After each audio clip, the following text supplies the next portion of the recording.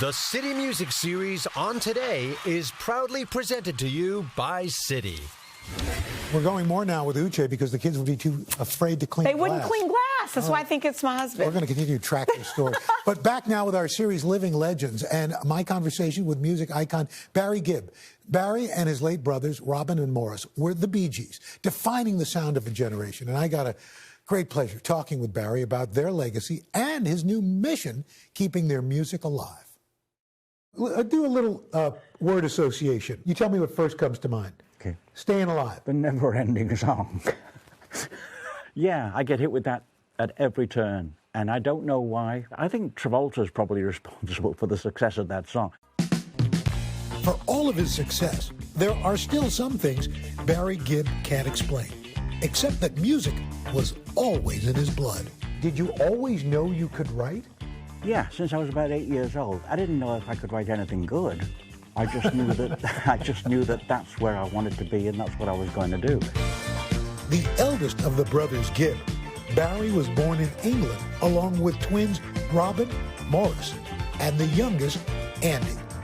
The family moving to Australia, where the elder three grew up playing in bars, forming the Bee Gees. When we were leaving Australia to come back to England, we were told by a lot of music press, don't even bother. You know, you can't make it in England. Nobody can do that. And we were not going to be told any longer that we couldn't make it.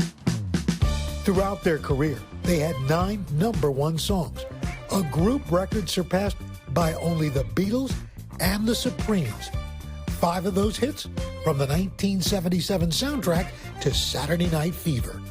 You guys didn't consider yourselves a disco group, but yet you got categorized for a little while.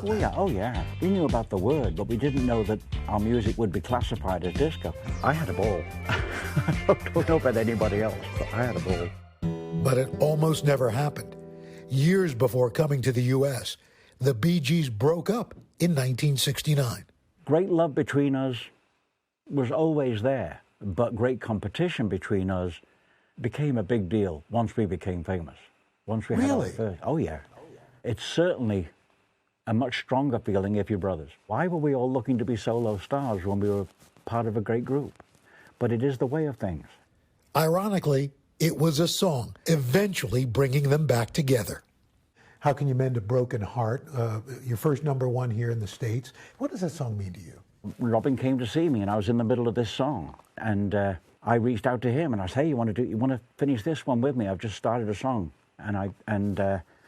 so we finished it together, and that's how we reconnected. If you love somebody, the way to tell them is through a song. The song, now also the title of a new documentary on HBO Max about the Bee Gees, before the untimely passings of Morris in 2003 and Robin in 2012. Andy, who had a solo career, died in 1988. I haven't seen it. I saw the first cut, a little bit of the first cut, and I just stopped myself. You go through the grieving period, and then there's acceptance, but you never quite get over it. Today, at 74 years old, Barry is ready for new projects, including a country album called Greenfields, re-recording Bee Gees classics with artists like Little Big Town, Sheryl Crow, and Dolly Parton. No matter how much I miss my brothers, I needed to be active. And so I had a dream about recording these songs with the artists I admire the most in country music. Have you always had this affinity for country music? Yeah, always. We always wrote country songs, even if they came across as something else. How deep is your love as a country song? Re-recording these songs, I would think it had to have been a very bittersweet journey.